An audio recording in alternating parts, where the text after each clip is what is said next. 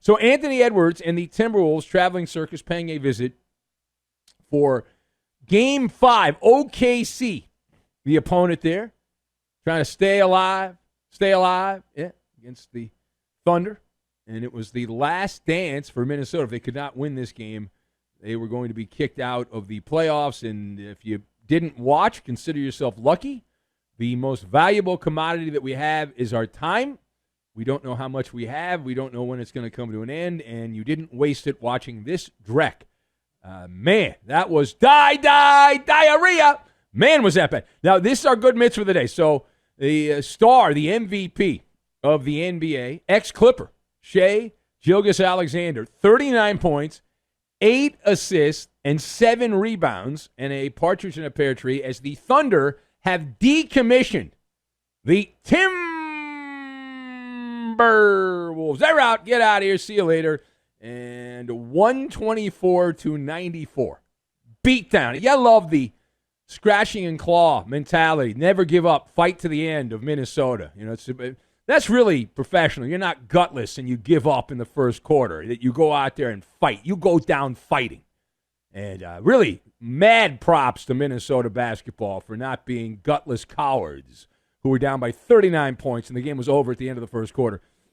What? Oh, it was over at the end of the first quarter? They were down by 39 points at one point? Okay. I got you. Fair enough. Okay. All right. Fair enough. So the game started out promising. Julius Randle hit a 3-ball after some clunkers, and Minnesota had a 3-0 lead. That would be the last lead that they had. That would be it. Chet Holmgren, better known by his nickname Skeletor, had 22 points, 7 rebounds, 3 blocks, and Jalen Williams, the generically named player. Imagine you get to the NBA, your name's Jalen Williams. You're like one of 18 people named Jalen Williams in the NBA. Anyway, Jalen Williams had 19 points, 8 rebounds, and the Thunder get her done. So now Oklahoma City will play the Indiana Pacers or the New York Knickerbockers in the finals. And if you really want to screw over Adam Silver, if you believe in Schadenfreude, if you want to screw over ESPN, you've got to hope that the Pacers win. And we get Indiana and Oklahoma City in the NBA Finals because that is the doomsday prophecies for pro bouncy ball. But plenty of time to give the Thunder some flowers. I'm sure there'll be plenty of people already giving them flowers. The better story here, though, is in the losing locker room. That is where the story is. And my goodness. Whee! All right, so let's discuss. Let's just cut out who gets the blame, because we know who gets the blame. It's the headliner. The headliner gets the blame here. So how much damage, now that it's over, how much damage did this series do to the legend of Anthony Edwards in Minnesota? Because remember, the talk was this is the new face of the NBA. You know, he was talking about how big his D was against the Lakers, and I'm not talking about defense, you know, bragging about the size of the anaconda. And then he went out there and had a micro anaconda in this particular series in most of these games. So my thoughts on this, I have soft underbelly, shrinkflation, and speak easy. And we will combine all of these things together, and we are going to make the gabagool. We're going to make the gabagool is what we're going to do. So let's cut out all the niceties. Ant-Man is a basketball player, and he flopped. He was exposed, not the leading man he was propped up to be. Sorry, not sorry. He laid an egg in this series. Second consecutive year that this has happened. He commandeered the Vomit Comet. He did. The hype train went off the tracks here, and with all those comps, I mean, everything from Michael Jordan to Kobe Bryant and Anthony Edwards. We do the show tonight, and right now, tonight, Anthony Edwards ain't him. Not yet, and possibly never, and probably never. His soft underbelly exposed. I thought he had that killer instinct, and he was gonna go down. You just not give up, and no, it just appeared he had given up. And the final stat line does not indicate how crappy Anthony Edwards played as a headline $200 million ball player in the NBA. There is no Mamba mentality. He has the mentality of a koala bear that would like to take a nap. That's the mentality Anthony Edwards brings. At least he brought it in this series. So it's a case of false advertising. Right? We thought he had it, and then he didn't have it. And if he did have it, he lost it. Where did he lose it? Why did he lose it? It's not there. And then the worst part is the lack of accountability. Right? It's like one thing to go out there and suck, and everyone knows you blow. And then you get on the microphones, and I'll go back to the other game, Game 4, where he said, I don't look at it like I struggled. And he also defended Julius Randle, who was equally terrible. He said they just had a good game plan. And they made us get off the ball. Okay. I still can't get over he said that. Like, I know, you're an old head. Okay, maybe I am. I just can't imagine that would be your answer. That's a lot of chutzpah. That's a lot of chutzpah. All right, well, let's hear from Anthony Edwards. Let's go to cut 2 on this, and here is his explanation on what his plans are after another exit before getting to the NBA Finals. Although they got to the Final Four, not enough. Here's Edwards on his offseason plans. Nobody's going to work harder than me this summer. I tell you that much. So, yeah, I'll try to make it happen again for Mike. All right. So the good news is, if you're a Timberwolves fan, he's going to work hard in the offseason. Now, working hard in every game of the Western Finals, too much to ask. That's too much to ask. All right. My goodness.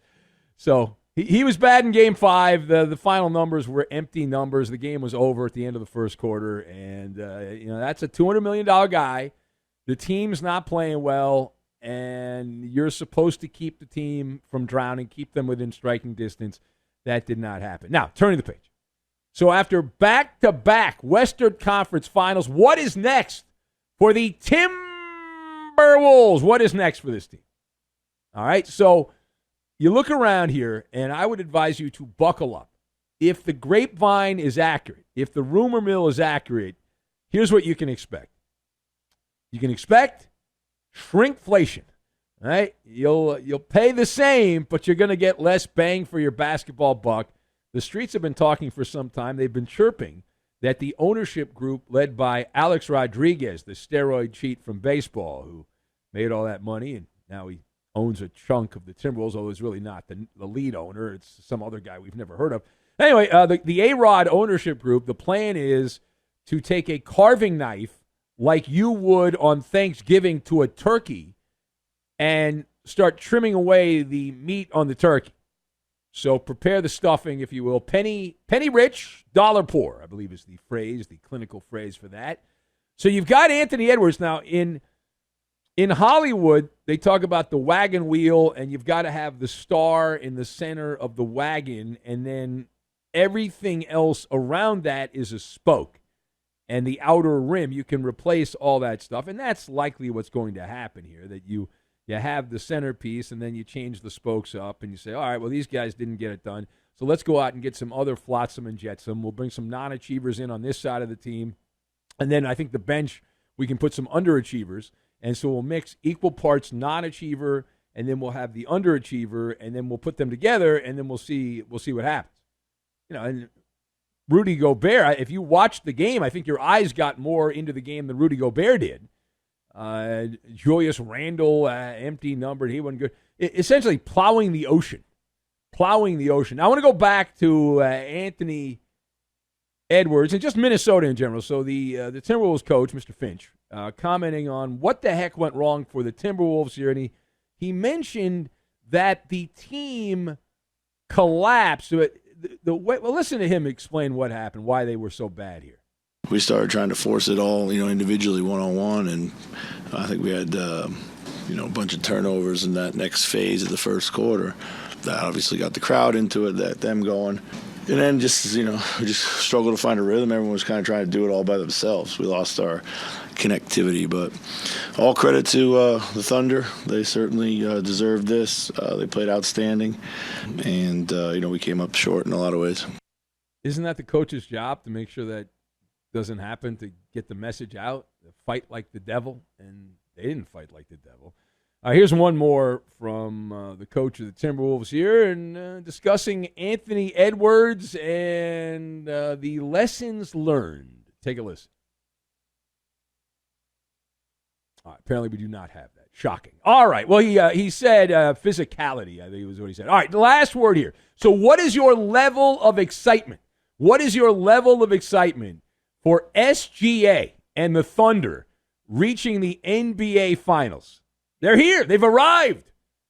Now, I am pleased for Kyrie, and he's really the only regular show contributor from Oklahoma City or that area that is a Thunder fan.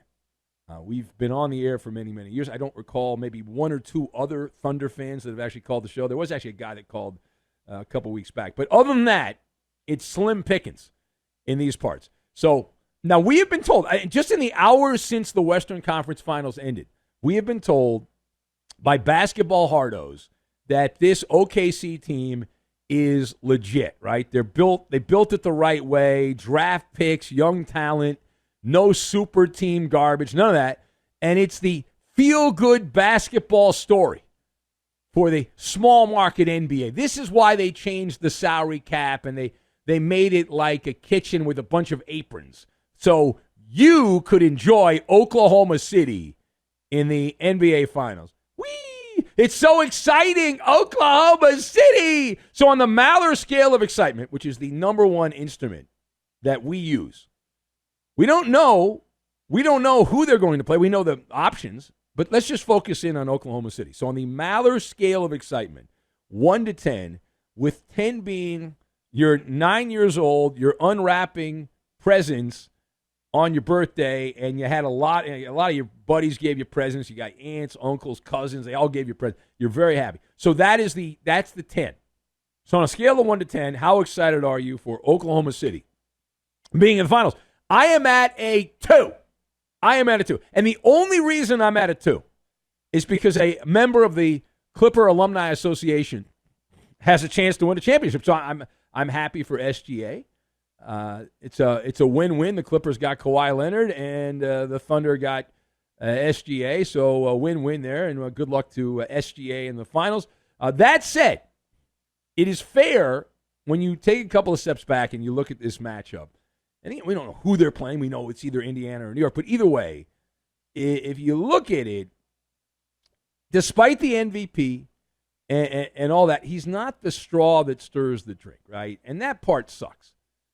You might probably don't care. I don't care. Okay.